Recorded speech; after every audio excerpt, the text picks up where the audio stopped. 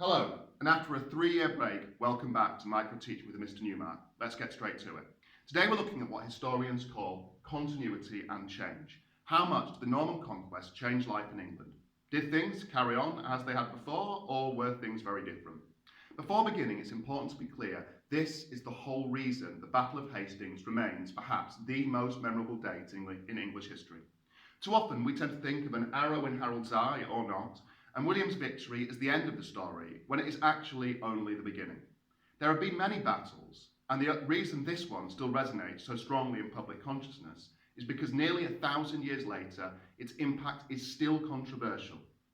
So, what did change? Firstly, we do see the almost whole-scale replacement of England's ruling class. After a series of perhaps inevitable rebellions by England's earls, William abandons any attempt to co-opt England's nobility into his own and instead replaces them with the more loyal Norman knights and barons who had been part of his invasion force. This, for the Anglo-Saxon ruling class, whether you were killed, driven into exile, or had lands confiscated, was obviously an existential change, and one over which we see much understandable wailing and outrage in the historical record. These changes were mirrored in changes in the church, where most of the senior English priests were eventually replaced by Norman clergy. This was even more predictable than the obliteration of the nobility, given the supposed corruption of the Anglo-Saxon church, and particularly of Stigand, the Archbishop of Canterbury. Well, this was one of the justifications William used for invading England in the first place. The Norman conquest also had a significant effect on church construction, with skilled Norman architects building much bigger, more elaborate churches and cathedrals than had ever been seen in England before. Changes to both nobility and church might be best understood in the framework of the feudal system, born and incubated in Normandy, then imperfectly exported to England in the wake of the invasion itself. On the face of it, this was indeed a fundamental change to the entire structure of English society. With land lent out by the king to noblemen, he could then remove it from if they proved to be disloyal or ineffective. These nobles then lent the land to non-nobles in return for a proportion of the food they cultivated or some of their labour. This replaced the old Anglo-Saxon system in which land was owned by noblemen and not by the king. The result of this was a strengthening of royal authority, making it much harder for powerful landowners to threaten the monarch. An important consequence of all of this was change to language, with French becoming the language of the ruling class, the language of the powerful. This may have been humiliating for England's old nobles and bewildering for peasants who now found they could not understand their new lord. Over time, French words such as parliament, pork and venison gradually became part of the vocabulary, and how we speak today is still strongly influenced by the Norman conquest. Well, so far we have concentrated on the changes that affected England's ruling class. We know a fair bit about these changes because those who were able to write down what was happening were interested more in the powerful than they were the comparatively powerless.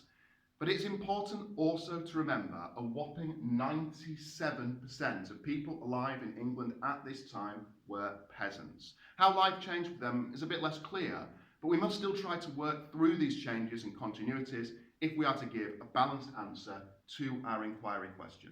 Firstly, those in the north had a very rough time. William's harrying of northern villages after rebellion involved the destruction of villages, mass executions, and the slaughter of animals and burning of crops. There was widespread famine, and the population in the affected areas was reduced by as much as 75%. For people living in these areas, there was no continuity and much change. The construction of nearly 700 motte and bailey castles, common in Normandy but previously unknown in England, was probably also traumatic for those living nearby. Houses were destroyed to make room, with the local population forced to work on building them. These huge structures may also have been psychologically intimidating, demonstrating to the English they'd not only been defeated but also humiliated by what appeared to be a much stronger, more capable group of people. For peasants not living in the north or near a castle, there were still big changes. Perhaps the most resented was a change to forestry laws. In the Anglo-Saxon kingdom, peasants were, to some extent, permitted to hunt and to gather fuel and other resources. William and the Normans made the forests that preserved the ruling class, with harsh punishments such as blinding and maiming for those caught poaching. This probably increased hunger and was perceived as being deeply unjust. Well, so far, it does look very much like 1066 did result in an almost total transformation of English society, but we should be wary of making such a bold statement. The problem we have is that the historical record is dominated by what people at the time perceived to be important. And what was perceived to be important was what was important to important people. We know comparatively little about the 97%, but we can and we should still make inferences. Aside from changes to forestry laws, those living away from the north and not too close to a castle probably would have seen very little change to their everyday lives.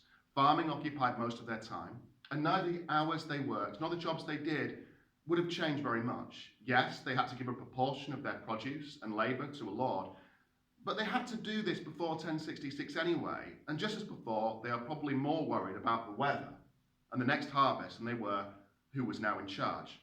How bothered were they that they now owed dues to a Norman rather than an Anglo-Saxon?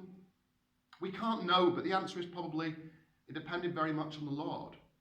We might also expect changes to the structure of the church to bother a society to which the state of their souls was of real importance. But the lack of rebellions organised by peasants might suggest that, by and large, any changes did not make enough of a difference to them to fuss about.